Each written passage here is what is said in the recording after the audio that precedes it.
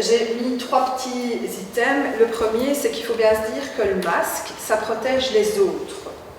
Donc contrairement à ce qu'on croit, on pense mettre un masque pour se protéger soi-même. C'est un peu vrai quand même, parce que bon, ça protège aussi un peu, mais c'est surtout au départ pour protéger les autres. Pourquoi? Parce que le coronavirus, en fait, c'est un virus qui se transmet par gouttelettes. Un petit postillon qu'on émet quand on parle, mais surtout bon, quand on tousse, etc. Donc plus on est malade, entre guillemets, plus on a de chances de contaminer les autres. Donc ça ne remplace pas le lavage des mains, ça ne remplace pas le fait d'éternuer, de tousser dans un mouchoir ou dans Ce qui est important, c'est que vous devez toujours le manipuler par les élastiques. Donc il ne faut pas le toucher ni à l'extérieur ni à l'intérieur. Avant de le mettre, il faut se laver les mains.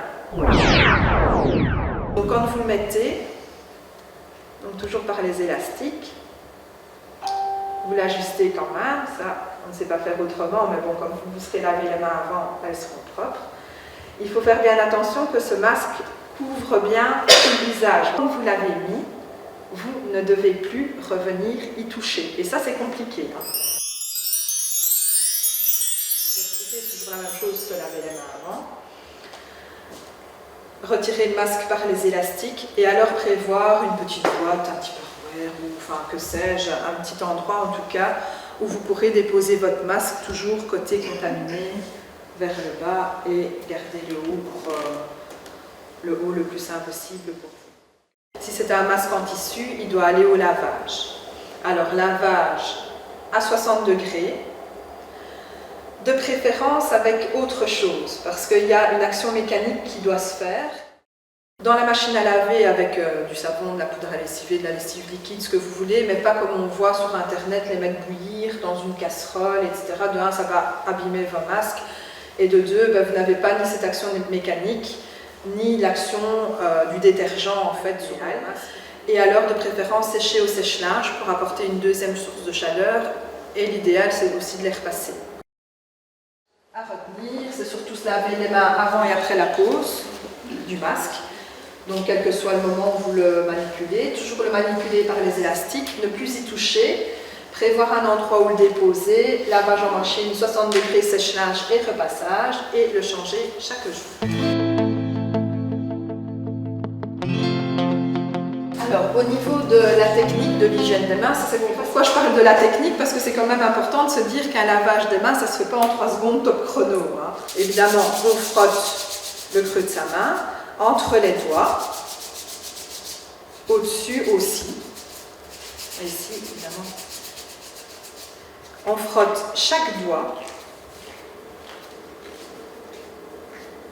y compris les pouces, qui sont souvent une zone qui est très oubliée. Alors, après, il y a plusieurs techniques au niveau du bout des doigts et des ongles. Soit on fait des petits mouvements circulaires au creux de sa main, des deux côtés, soit on fait comme ça marche aussi. Moi, je préfère comme ça, honnêtement, je trouve que ça fonctionne mieux. Et alors, ne pas oublier les poignets. Alors, il faut que cette action dure à peu près 20 à 30 secondes. Après, vous n'allez pas commencer à chronométrer. Pour les enfants, je pense que c'est juste le temps d'une petite chanson. Style un canard au bord de l'eau, ou Mimi Cracra, l'eau elle aime ça. Mimi Cracra, l'eau elle aime ça. L'eau moi j'adore ça, ça dégringole et je rigole. Mimi Cracra, l'eau elle aime ça. Avant de rentrer en classe, l'enfant arrive, se lave les mains, va à sa place, et puis quelque part, normalement, il ne touche plus que ses objets personnels, et donc là, il n'y a pas de souci. Et donc là, avant de retourner, par exemple, prendre sa collation, etc., là, refaire un lavage des mains, parce qu'évidemment, il va aller manger, comme il aura chipoté, même si ce sont ses crayons, etc., ça tombe par terre, on ramasse. Hein. Il faut vraiment cibler des moments. Après, ça, on peut discuter des moments qui sont les plus importants, mais en tout cas, avant les repas, en sortant des toilettes, en rentrant en classe, ça, je pense que c'est 3 moments où on ne peut pas déroger à ça. Enfin, voilà, l'hygiène des mains, c'est vraiment... Enfin, c'est le cheval de bataille de toutes les infirmières qui travaillent dans les PMS, dans les écoles et tout ça, parce que, encore une fois, voilà, le lavage des mains, ça fonctionne sur tous les germes. Tous. La solution hydroalcoolique. Alors, ce qu'il faut retenir, de un, c'est que ça s'utilise sur main propre. Alors, quand je dis sur main propre, ça peut faire rire, puisque c'est pour se désinfecter les mains, mais en tout cas c'est visuellement propre. Donc ça veut dire que les mains ne doivent pas être souillées. Donc les enfants ont fait de la peinture, on ne peut pas. Un lavage des mains à l'eau et au savon, ça détruit à peu près 90% des germes, si c'est bien fait encore une fois, donc comme je vous l'ai montré tout à l'heure. Une désinfection au gel hydroalcoolique, ça détruit un peu plus, ça va jusqu'à, je pense que c'est 98,1% ou 99,1% des germes et des bactéries. Le gros souci avec la solution hydroalcoolique, c'est beaucoup plus agressif. Donc oui, ça détruit 99% des germes, 90% à l'eau au savon, c'est déjà plus que bien, hein. D'accord? Mais ça détruit aussi toute une partie de ce qu'on appelle la flore résidente. Alors ça doit se faire absolument sur main sèche, c'est pour ça que j'ai bien insisté tout à l'heure en disant qu'on ne se mouillait pas les mains avant de se passer les mains à la solution hydroalcoolique. Donc une solution sur un bureau, dans une voiture, dans la poche quand on va en transport en commun, quand on va au magasin, etc. Mais c'est une solution de dépannage.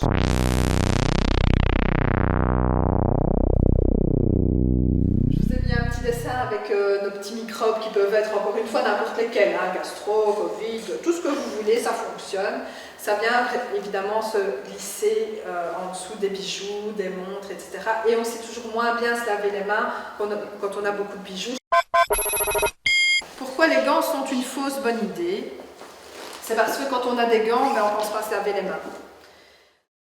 Les gants, c'est pas une prévention, parce que les gants, ben, vous allez toucher exactement la même chose qu'avec les mains. Et ben, du coup, vous allez transmettre les germes de la même manière avec vos gants qu'avec vos mains. Et alors, il faut évidemment, avant de mettre des gants et après avoir mis des gants, se laver les mains. Merci, on suit, c'est bien. Donc le lavage des mains, c'est toujours ce qui prime.